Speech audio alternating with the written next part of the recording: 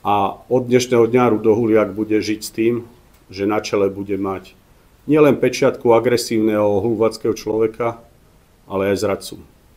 Takého človeka, ktorý sa volal Jan Slota, som zo strany vyrazil, pretože ukradol peniaze. Aby som bol presnejší, zadlžil stranu. To, že či ich zobral domov, to sme vtedy neriešili, ale pán Slota ťahal značku dole. Vulgarizmami, agresivitou.